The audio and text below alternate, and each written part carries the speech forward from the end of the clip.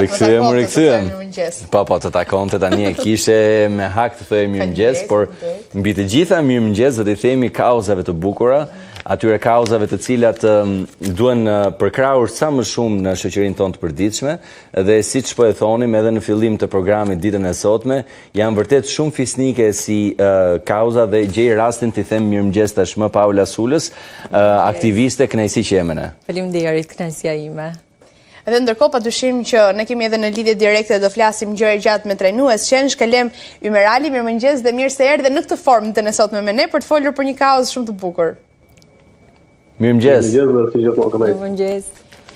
Tani ne duam të njihemi më shumë me këtë nismë, sepse na ka bërë përshtypje dhe padyshim me duar trokasim edhe jemi krenarë edhe ne që në vendin tonë ndodhin nisma të tilla. Si erdhi, çfarë ju solli në mendje dhe në vëmendje në vetvete dhe më pas edhe sfidat që keni pasur për kësaj kohe?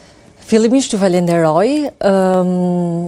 Kjo nisëm, ne e kemi inauguruar fondacionin me datë 7 nëntor, zyrtarisht, sepse e kemi regjistruar në gjykatë, pra është një fondacion i regjistruar zyrtarisht, por puna jon flas unë dhe bashorti im, ka filluar që para 2 vitesh, kur ne jemi kthyer në Shqipëri nga Zvicra. Unë kam shkuar të jetoj në Zvicër, jetova 10 vite atje, për studime dhe më pas punova disa vite, dhe në momentin që ne vendosëm të ktheheshim në Shqipëri, pam pak situatën e ka zhvenda cake në Shqipëri, adoptuam një qenush tonin, nga një u bën 4 që ne kemi aktualisht në shtëpi. Keni 4 qenush në shtëpi? Kemi 4 qenush. Po ke apartamente për shtëpi private? Apartament. Ka një apartament për kafshët, një apartament që vjen vetë, pastaj në gjithë. Wow, po si ja del me 4? Si ja del me 4, të lutem? Janë të mëdhenj? Se devijuan pak nga biseda, po tani... Janë me përmasa të ndryshme, sepse çfarë kemi gjetur në rrugë i kemi adoptuar. Pra keni marrë nga qenë ndacake dhe keni marrë në... Po. Bashkëpunim me zotin Kalem, sepse i çojmë shumë shpesh tek Kanfelit e Kopshti, kështu që me dashuri, me dedikim arrim ta përballojmë. Pikërisht duke filluar që nga qenushat tanë, duke parë problematikat, traumat që ata kishin, filluam të ndihmojmë dhe qenushat të tjerë, të gjenim adoptime në Itali, sepse bashorti im është italian dhe na ndihmoi pak kjo pjesë, familja e tij, shoqëria, dhe kështu nisi e gjitha. Më pas tani menduam që për ta bërë pak më institucionale, për të mos jetë vetëm një punë vullnetare, menduam që të krijonim fondacionin. Po është e vështirë, se më bërë përshtypje që thatë për Italinë, është e vështirë për t'i kaluar deri atje, sepse është rrugë e gjatë, ne dimë se si funksionojnë procedurat në Shqipëri. Atëherë, e vështirë, procesi i dokumentave tashmë jemi mësuar. Duhet bërë pasaporta, vaksinimet, testi i tërbimit, ka një proces të gjatë në fakt, sepse është pothuajse 3 muaj procesi, për të dërguar qenushin nga Shqipëria në Itali. Më pas ne zakonisht udhëtimin i kemi bërë vetë me traget, duke i marrë me vete, në avion nëse janë më pak se 8 kile. Si reagonin njerëzit që ju shihnin? Kemi pas reagime shumë pozitive në fakt. Nuk dua që më kanë pëlqyer, të gjithë kanë qenë të habitur në traget më shumë, sepse në avion jemi mësuar të shohim kafshë të vogla. Ku po shkoni, ku po i çoni, duke i përkëdhelur, duke i treguar historitë e tyre, kanë qenë eksperienca shumë pozitive. Fantastike, po këto eksperienca kanë përshtypjen i kanë ndarë edhe me Kalemin, pra të ka dhënë një lloj këshilla dhe ai apo jo. Pra se këto janë tashmë këshilla që duhen marrë patjetër nga profesionistët. Si mendon për këtë kaos ti? I njoh të dy prej afro 1 viti, i njoh për shkak të trajnimit të qenushës së tyre dhe janë një çështë mrekullueshëm që ka marrë përsipër një kauzë e cila na bashkoi në pjesë të saj. Është një kauzë që na bashkon gjithë sepse mbi të gjitha është më të mirë të informimit dhe më të mirë të edukimit, se përket dhënies më të parë, se përket njohjes së psikologjisë Kalimit dhe mbi të gjitha në mënyrën se si qenë funksionojnë. Por jo vetëm qenë, edhe masat çdo kafshë është shtëpiake. Por i njoh prej gati 1 viti e pak dhe janë të jashtëzakonshëm dhe kanë një zemër jashtëzakonisht shumë të mirë dhe blindi si ide dhe po konkretizohet. Dhe më vjen vërtet shumë mirë për këtë. Ishte e nevojshme kanë përshtypjen diçka në Shqipëri, në Tiranë, se po diskutonim edhe në fillim programit ditën e sotme, faktin që në momentin që ne shohim një qenush endacak, një qenush që mund të jetë i lënduar, pra jo çdo kush mund të veprojë pikërisht për këta qenush ose edhe për macet absolutisht. dhe në këtë moment duhet patjetër një organizat, një fundacion ose një strehimore, pra një qendër tek e cila ti të komunikosh edhe të kesh mundësinë se ku ta dërgosh atë qenushin, të kenë mundësi edhe ata të asistojnë, pra ishte e domosdoshme apo jo kalem në këtë pjesë. Qenë janë bërë pjesë e jetës tonë prej afro 15 deri në 30.000 vite, pra prej shumë vitesh. Dhe janë bërë pjesë të komunitetit tonë, janë bërë pjesë e përditshmërisë tonë, edhe në një shëtitje, edhe kush nuk është pronar qenin qoftë në Shqipëri, qoftë në Tiranë, apo qoftë në çdo qytet të Shqipërisë, rrethohet nga kadri kulturor. Por përgjithsisht ne jemi një shoqëri e painformuar dhe kauzat tilla janë jashtëzakonisht të mirë pritura dhe qëllimi kryesor është të mirë informojmë, të edukojmë dhe të bëjmë një komunitet sa më të dashur dhe sa më të përgjegjshëm. Po, ndërkohë, shumë prej nesh, paktën nëse flasim për kafshët e ndacakit, kanë edhe më shumë frikë momentin që i shikojnë në rrugë. Çfarë duhet kemi parasysh në momentin e parë, se ju vërtet profesionistë të fushës, ama nga ana tjetër ndoshta edhe për të qetësuar, edhe për t'i afruar dhe për t'i trajtuar më mirë këto kafshë që shikojmë në rrugë të ditës, që janë bërë pjesë e përditshmërisë tonë, padyshim.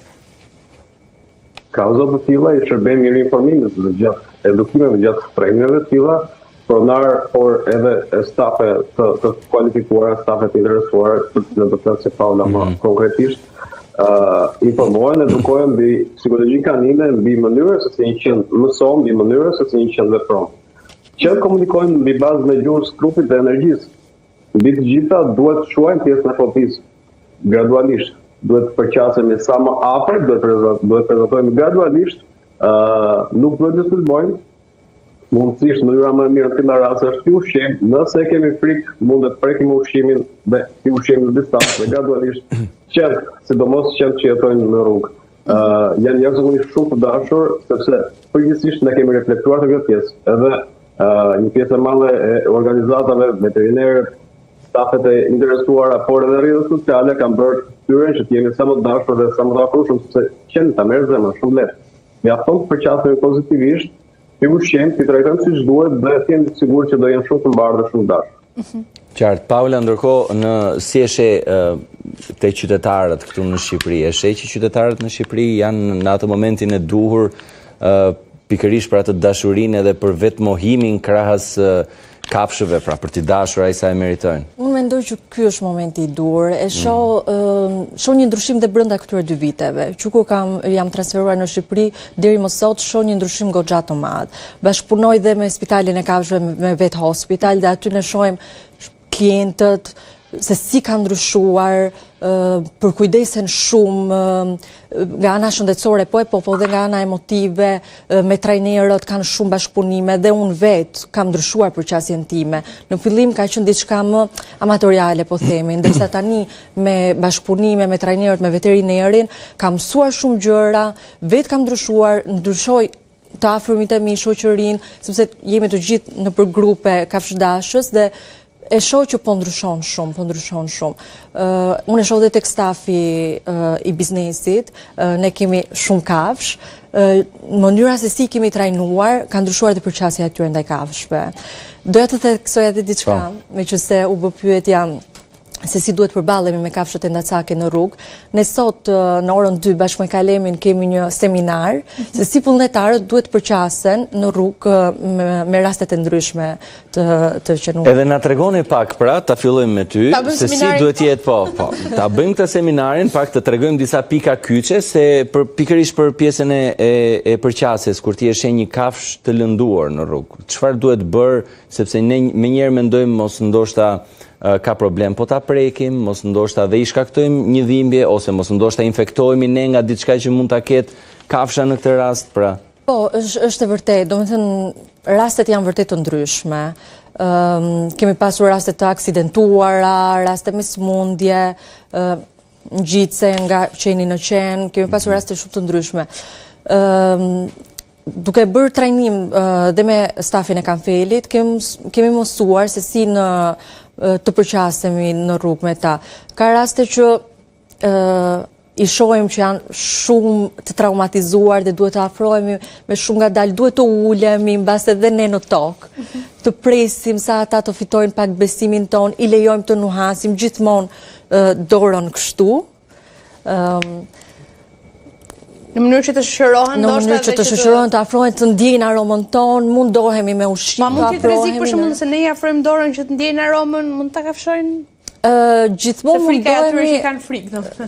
Teknikat normalisht që kalimi i di më mirë, por që gjithmonë mundohemi dorën ta mbajmë mbyllur kështu. Që të mos t'ja japim dorën apo t'ja vendosim përpara që nushet. Po çfarë tregon kjo në këtë rast? Ja. Të shkojmë tek Kalemi. Pjesa Shiko Kalem, pikërisht për Adelinën që ka frikë. Nëse Adelina gjen një qenush enda caktë që mund të jetë i lënduar. Po. Tashmë si është ajo mënyra që ne t'i qasemi pa e marrë ai sikur ne po e sulmojmë në atë moment. Mund të bëjmë ushtrime, por duhet ta bëjmë më konkretisht që bëjmë ushtrime. Mund të bëjmë ushtrime live në studio, por do ngel për një moment edhe me Adelinën që është. Po, patjetër. Parafisht, ne jemi një shoqëri e pa informuar që jemi të etur shumë për informacion se përket kësaj fuqe. Dhe mbi të gjitha, nëse ndeshemi me një situatë të caktuar, të një qendi që ndodhet në rrugë, varet nga qendi, varet nga situata, varet nga shkalla e agresivitetit, mbi të gjitha duhet të vlerësojmë shkallën e riskut që neve na kanos. Nëse rrezikohet shëndeti ynë, nëse rrezikohet komuniteti, sigurisht duhet kontaktohen personat. Janë punonjës të bashkimit, janë stafet e specializuara, janë trajnerët, janë personat e kualifikuar për qëllime të tilla. Nëse prezantohen nga situata që ne vlerësojmë se mundet të japim eksperiencën tonë, mundet të ndihmojmë, mundet të ndryjmë, mundet ta shpëtojmë një qenë apo një masë nga rruga, varësisht nga situata që mundet të jetë aksidentuar, mundet të jetë fushë normale, mundet të jetë një qenë i humbur që nuk di se si vepron, e para dhe më rëndësishme, vlerëso shkallën e riskut. Më pas, përqasja duhet të jetë e butë. Nuk shikohet në sy, sepse shikimi në sy është automatikisht sfidim, për ngrelia në diskrimimisht bëhet kjo, ky lloj pozicioni. Nuk shikohet në sy, zgjatet në me dorës, sepse në me dorës është paralelja e dhënjes së dorës siç ne njerëzit bëjmë. Në momentin që shikon gjuhën e trupit të qetë, që mundet të slepi, mundet të jetë pak skeptik, mundet të bashkëdhënie të buta, mundet të ushqesh dhe gradualisht mundet të japësh, nëse është nevojshme dhënie në ndihmës parë, ose mundet të shohësh drejt transportit. Fillimisht merret qenushi ose matja nga rruga dhe vendi i parë që shkohet është klinika veterinare apo spitali veterinar. Sipas problematikës, por paraprakisht duhet vlerësojmë shkallën e shëndetit, sepse rasti në rrugë nuk janë raste, mund të kemi raste aksidentesh, por mund të kemi dhe raste normale që dikush nga dashuria ose vendosi ta doktorin, që atë të bën gjë më të mrekullueshme të mundshme, varësisht nga situata, shkohet drejt klinikës veterinare ose spitalit veterinar.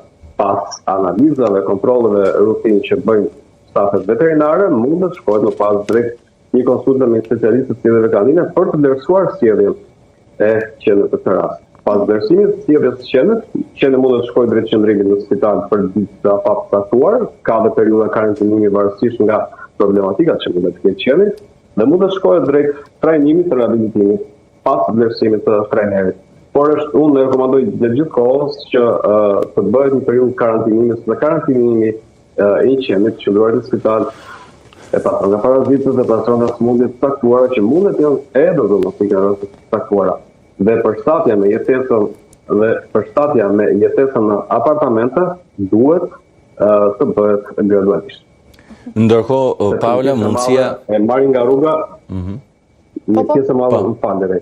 Një pjesë e madhe i marrin nga rruga dhe automatikisht një qenë që ka jetuar garantisht me breza të tërë, ka jetuar në rrugë dhe bën kilometra dhe kilometra dhe kilometra, dhe ti s'mund ta mbyllësh në një apartament shumë të vogël dhe s'mund të ka dhe shumë pronar të papërgjegjshëm që nuk japin jetën aktive dhe përshtatja duhet të gradualisht. Nga rruga shkohet drejt spitalit, nga spitali shkohet drejt pas shëndetësimit normal të shëndetit dhe mbi trajnimin. Mbas shëndetësimit në spital klinik shkohet drejt qendrës së trajnimit dhe qendra e trajnimit më pas bën riabilitimin e sjelljes, bën trajnimin e sjelljes dhe më pas shkohet drejt jetesës në apartament apo në shtëpi, sipas kushteve, sipas vlerave të stabilitetsit. Do doktorin të rast, mora shembull një qenë që do doktor. E diçka e fundit, Paula, përsa i përket faktit të qenushve për adoptim, pra ju e keni mundësinë edhe për ata qenushët që janë enda cak që ju i merrni dhe i ndihmoni etj që çdo kush, çdo qytetar mundet që të vijë dhe të ketë mundësinë për ta adoptuar një qenush apo jo. Patjetër. Çdo qytetar shqiptar, patjetër i çojmë edhe në familjet huaja, kemi bashkëpunim edhe me organizata të huaja, e vlerësojmë sipas rastit. Çfarë do të përmbush në këtë rast një familje adoptuese? Mendoj që ajo që ne shohim, sepse ne bëjmë disa takime në fakt, para se ta dorëzojmë një qenë tek një familje, mendoj që dedikimi. Unë mendoj që është gjëja më e rëndësishme, sepse ti qenushin impenjohesh për ta mbajtur mesatarisht të paktën 12 vite.